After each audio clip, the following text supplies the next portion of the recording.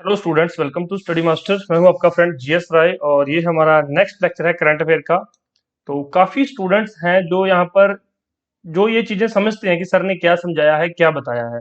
मैं आपको हमेशा कहता हूँ कि आप लोग जो है, मैं आपको करंट अफेयर के कुछ क्वेश्चंस बीच में पूछ लेता हूँ कि इस क्वेश्चन का आंसर करो कमेंट बॉक्स में, या फिर इसको देख के कहीं से गूगल से देख के आप कमेंट कर दो।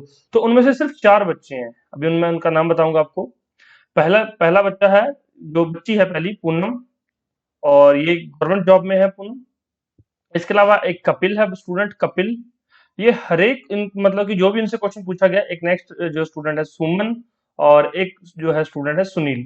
ये 4 स्टूडेंट हैं जो हर एक क्वेश्चन का आंसर जानते हैं। कोई भी मैंने आपको क्वेश्चन बताया है कि कमेंट बॉक्स में इसका आंसर करो, ये हर एक वीडियो के अंदर, हर एक लेक्चर के अंदर उसका आंसर देते हैं। ये आंसर वहां पर देते हैं, मैं वहां पर देख लेता हूँ आंसर। देखने के बाद ये कमेंट कर देते हैं, मैं देख लेता हूँ, ना इनको कोई फायदा ना मुझे फायदा। अब मैं बताता हूँ कि फायदा कैसे हो रहा है इन स्टूडेंट्स को।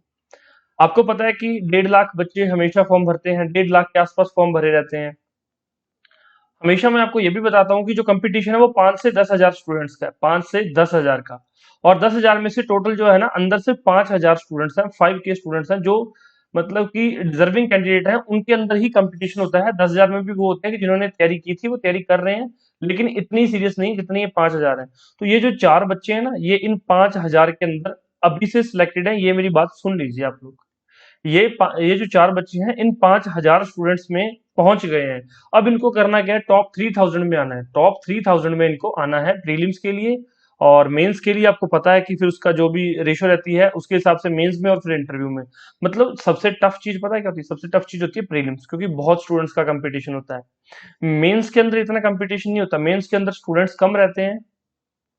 और आप वहां पर मेंस के अंदर अपने विचार, अपने थॉट्स भी लिख सकते हो। प्रीलिम्स के अंदर आप अपने थॉट्स नहीं लिख सकते। प्रीलिम्स के अंदर जो फैक्ट है वही फैक्ट है। अगर याद है तो ठीक है, नहीं याद तो फिर गलत हो जाएगा क्वेश्चन। ऐसा ही अदर एग्जाम्स के साथ भी होता है, जो वनडे एग्जाम होते हैं, सीधा फैक्ट आते हैं। तो वहां पर जिस बच्चे को फैक्ट याद है, तो इन चारों बच्चों को इन्होंने काफी जो है क्वेश्चंस, मैंने जो बताता हूँ कि आप लोग इसका आंसर जाके देख लेना, ये देख के उसका कमेंट बॉक्स में आंसर भी करते हैं। और कई बच्चों ने अप्रिशिएट भी किया कि सर जो आप ये कर रहे हो, इससे हमें बहुत फायदा मिलता है, क्योंकि कई बार हमें आंसर पता नहीं होता क्वेश्चन का। लेकिन आपके कहने के बाद हम लोग वो क्वेश्चन कर लेते हैं, उसका आंसर देखते हैं और कमेंट कर भी देते हैं। कई बार हम कमेंट नहीं भी करते, लेकिन हमें उसका आंसर जरूर याद हो जाता है। तो अगर आप भी इस लाइन में आना चाहते हैं इन स्टूडेंट्स की तरह, तो आप भी थोड़ा सा कमेंट कर सकते हैं। नहीं करना चाहिए, इट्स ओके, टोटली एक्सेप्टेबल, कोई प्रॉब्लम नहीं है। ये हमारी पेड पीडीएफ का पार्ट है। आपको पता है आपका एग्जाम बिल्कुल सर पे है, तो आप लोग जो है इसका पीडीएफ, जो ये पेड पीडीएफ है हमारी, इसको परचेज कर सकते हैं। डिस्क्रिप्शन बॉक्स में लिंक है, वहां पे जाके पेमेंट करके डायरेक्ट आप इसको जो है परचेज कर सकते हैं, या फिर व्हाट्सएप पे कॉन्टैक्ट करके भी आप इस पीडीएफ को परचेज कर सकते हैं। आपको सारे करंट अफेयर की पीडीएफ एक साथ सेंड कर दी जाएगी। कोई डाउट हो तो आप लोग पूछ लीजिए। और रिवीजन में ये आपको जो है, ज्यादा नहीं मैं कह रहा, 4 आवर्स, 4 घंटे में सारी रिवीजन हो जाएगी। इसके अलावा किसी को अगर सारे पुराने लेक्चर्स देखने, तो डिस्क्रिप्शन बॉक्स में लिंक है, वो पुराने लेक्चर्स भी देख सकता है। चलिए हमारा आज का लेक्चर जो है शुरू करते हैं। फर्स्ट क्वेश्चन देखिए, ministry of defence ban import of how many strategically important सब सिस्टम्स।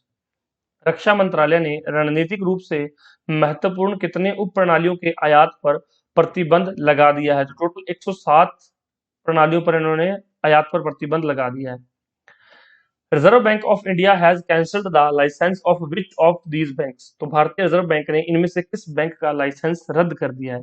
तो people's cooperative bank limited, people's cooperative bank limited, इसका जो है licence reserve bank of India ने रद्द कर दिया है। याद रहेगा। मैंने आपको लास्ट वीडियो में बैंक ऑफ बड़ौदा बताया था, तो बताइए इसकी स्थापना कब हुई थी? बीओबी की स्थापना कब हुई थी और इसका हेडक्वार्टर कहाँ पर है? The World Theatre Day is being celebrated on which date? The World Theatre Day is being celebrated on which date? विश्व रंगमंच दिवस किस तारीख को मनाया जा रहा है? तो ये 27 मार्च को मनाया जाता है। What is the GDP growth projection of India in the CY 2022 as per UNCTAD? तो मैंने UNCTAD के बारे में आपको फुल फॉर्म भी बताई है, सारी चीजें बताई हैं। तो जिस बच्चे को याद है वो डिस्क्रिप्शन कमेंट बॉक्स में कमेंट जरूर करेगा। अब ये नया चीज है सीवाई। सीवाई क्या है? सीवाई है calendar year 2022।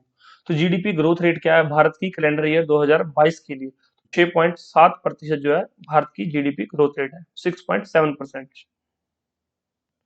Who has authored the book the little book of joy along with archbishop डिसमोंड?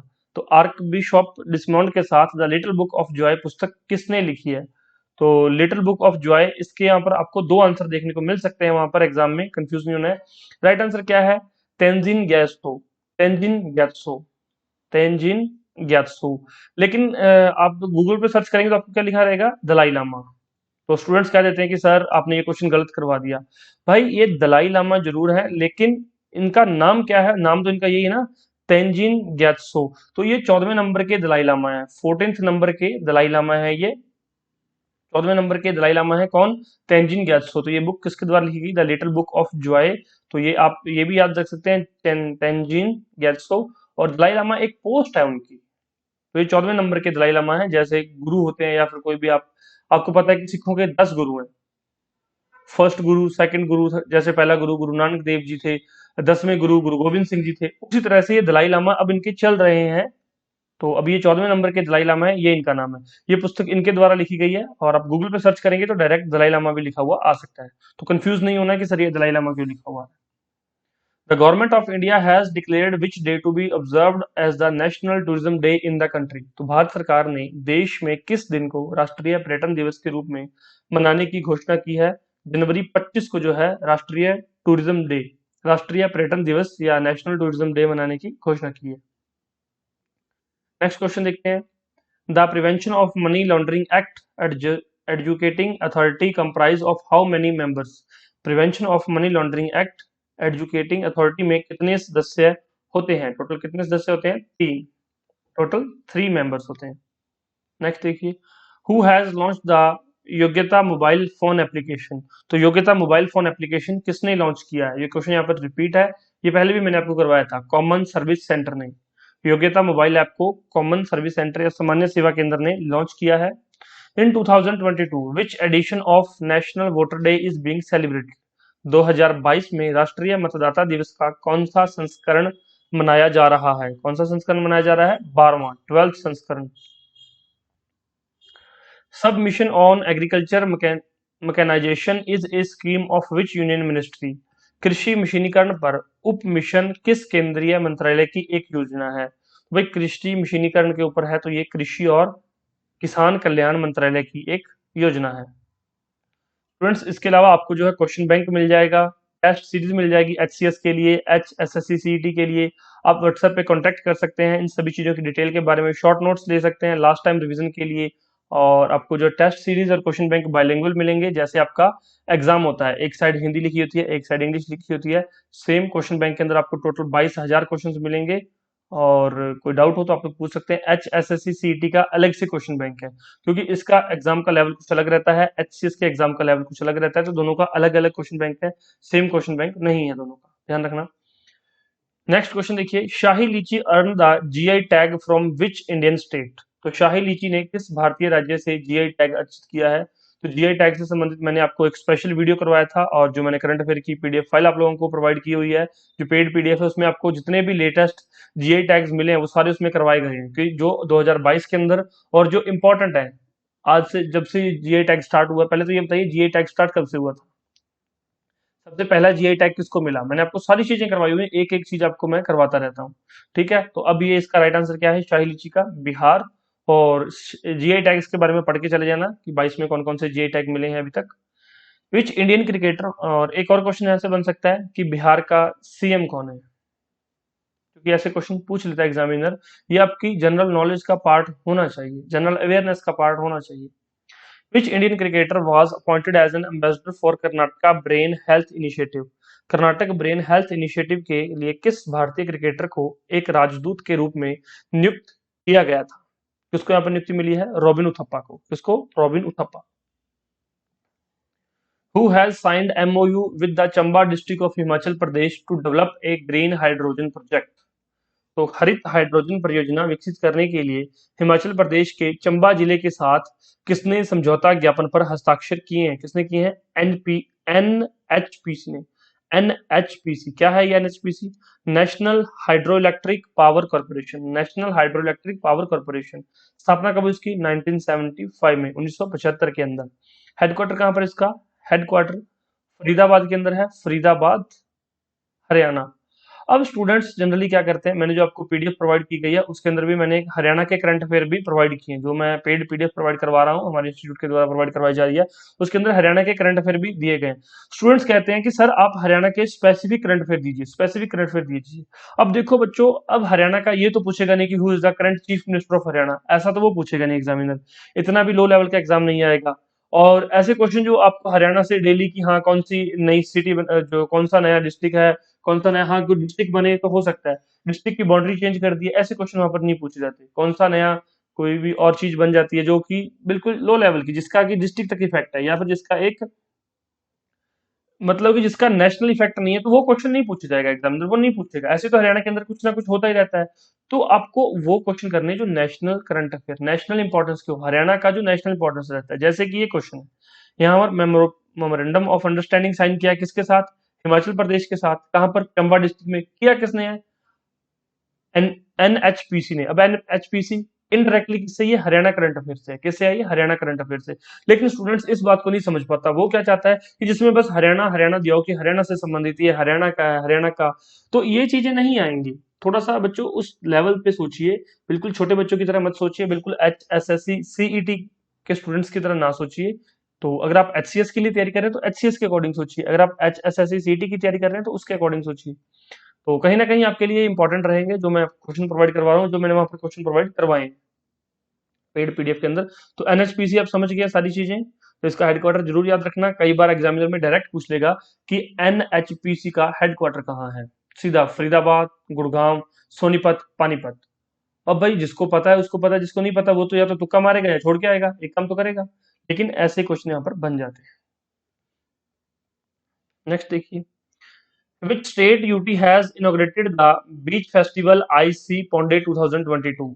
Simple सा क्वेश्चन है, किस राज्य केंद्र शासित प्रदेश ने समुद्र तट उत्सव आईसी पोंडे 2022 का उद्घाटन किया है? तो किसने किया है? पुडुचेरी ने। अब इसकी कैपिटल बता दो फटाफट से मुझे कमेंट बॉक्स में कि पुडुचेरी की कैपिटल क्या है। World art day is being celebrated on which date? World art day is being celebrated on which date? विश्व कला दिवस किस तारीख को मनाया जा रहा है? किस तारीख को मनाया जा रहा है? अप्रैल 15 को। Name the Indian actress who will grace the Cannes Film Festival as a member of the jury this year. उस भारतीय अभिनेत्री का नाम बताइए जो इस वर्ष जूरी के सदस्य के रूप में कान फिल्म समारोह में भाग लेगी। कौन लेगी? दीपिका पादुकोण जूरी की सदस्य हैं। जूरी की सदस्य हैं कहां पर? कान फिल्म फेस्टिवल में। Who has won the winner of the Indian Medical Device Innovation of the Year?